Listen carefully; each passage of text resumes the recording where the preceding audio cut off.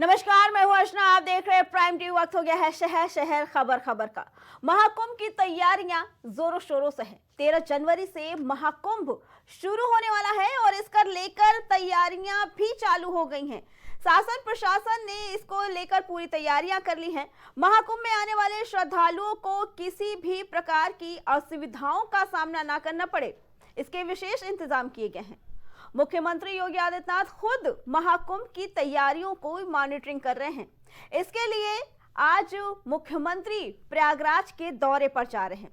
बता दें कि मुख्यमंत्री योगी आदित्यनाथ आज और कल 2 दिन प्रयागराज के महाकुंभ क्षेत्र में रहेंगे और अपने दौरे पर अखाड़ों के पदाधिकारियों के साथ मुलाकात करेंगे। इसके साथ सीएम योगी महाकुंभ की तैयारियों के संबंध में अधिकारियों के साथ समीक्षा बैठक करेंगे।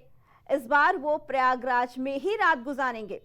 यहाँ सभी अखाड़ों के शिविरों में जाएंगे और रात्रि भोजन संतों के साथ करेंगे। दोनों दिन लगभग 23 घंटे सीएम योगी आदित्यनाथ तीर्थराज में ही रहेंगे। इससे पहले साल 2019 के कुंभ के दौरान भी लगातार 2 दिनों तक संगम नगरी में मुख्यमंत्री ने बिताया था। मुख्यमंत्री योगी आदित्यनाथ का जनवरी में ये दूसरा दौरा है प्रयागराज का।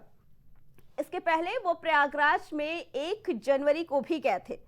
बता दें कि मुख्यमंत्री योगी आदित्यनाथ ने इस दौरे से महाकुंभ 2025 की तैयारियों को लेकर अधिकारियों और संतों के बीच संतुलन बनाने में मदद मिलेगी। महाकुंभ एक विशाल आयोजन है और इस तरह के उच्च स्तरीय दौरे से न केवल व्यवस्थाओं में सुधार होगा, बल्कि श्रद्धालुओं और संतों का भी विश्वास मजबूत होगा।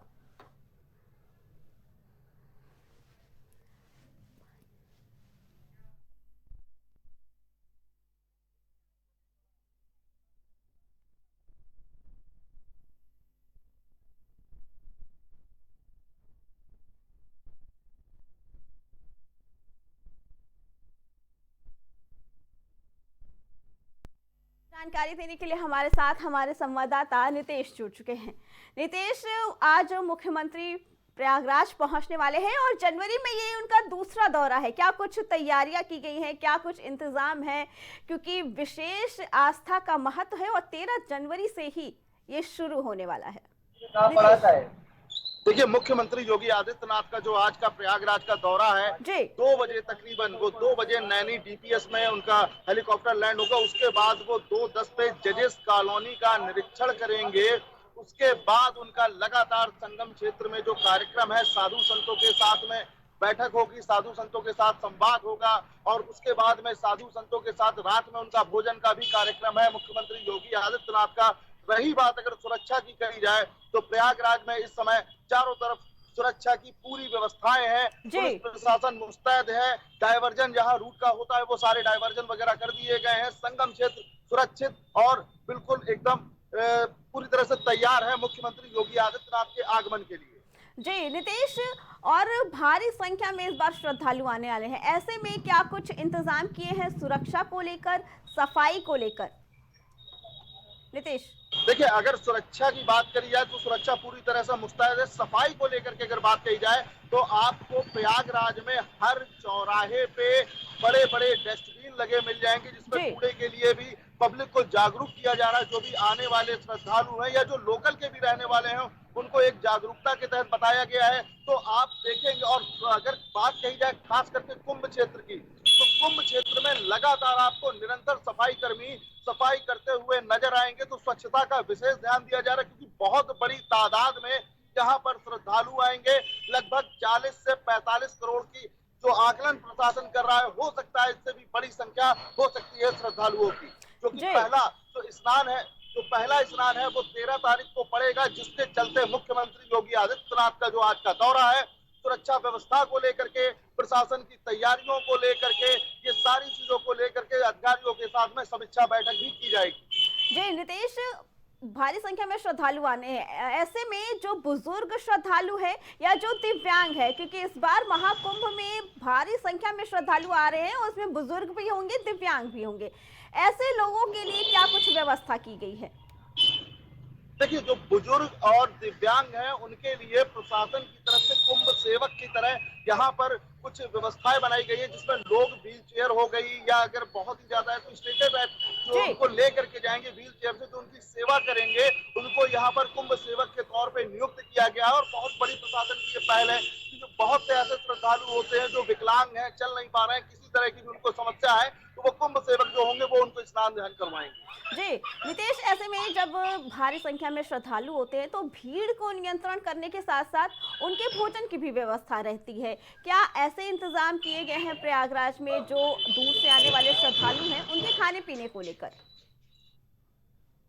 नितेश, पीने की अगर बात कही जाए तो जो भी यहाँ श्रद्धालु आते हैं, अखाड़ा परिषद जो भी बना हुआ है, जितने भी अखाड़े हैं, लगभग निरंतर उनमें भंडारे चलते हैं जो कि निःशुल्क होते हैं और श्रद्धालु वहां पर भी खा सकते हैं। और प्रशासन की तरफ से जो वहां पर दुकानों की व्यवस्था की गई है या जो प्रशासन की तरफ से खाने की व्यवस्था की गई है, वो भी तैयारियां चाक चौबंद है। और रही बात अगर जो श्रद्धालु आ रहे हैं यहाँ पर मतलब स्नान करने के लिए आएंगे, जो भी तीर्थ यात्री यहाँ पर आएंगे, उनके लिए प्रशासन की जो व्यवस्थाएं हैं, चाहे वो अखाड़ा परिषद से जुड़ी हो, चाहे वो उनके खाने पीने, रहने या रैन बसेरे की बात करिए, तो प्रशासन पूरी तरह मुस्तैद दिखाई दे रहा है। जी नितेश, 13 अखाड़े हैं, कई अखाड़ों की पेशवाई की जा चुकी है और अभी कुछ अखाड़े आने बाकी हैं। क्या कुछ इंतजाम किया गया है विशेष इन अखाड़ों वालों के लिए?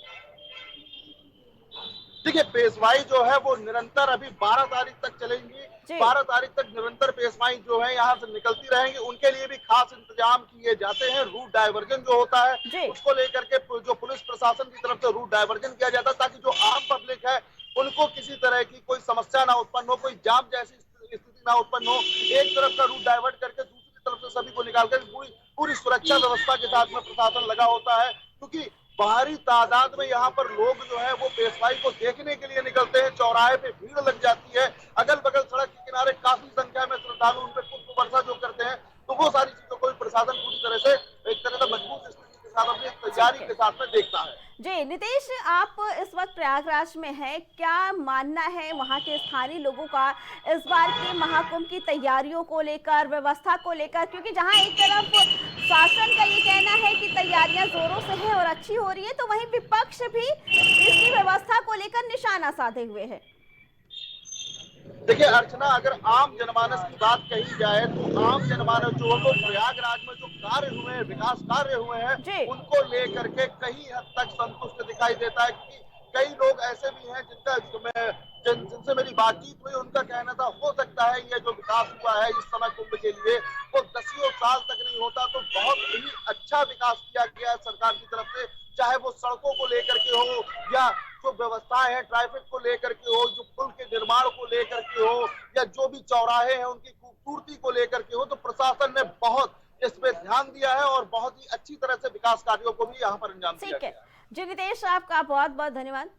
तो इस बार का महाकुंभ दिव्य, भव्य और नव्य होने वाला है। साथ ही आपको बता दें कि आज मुख्यमंत्री योगी आदित्यनाथ प्रयागराज के दौरे पर रहेंगे और 2 दिन प्रयागराज में व्यतीत करेंगे और सभी तैयारियों का जायजा लेंगे।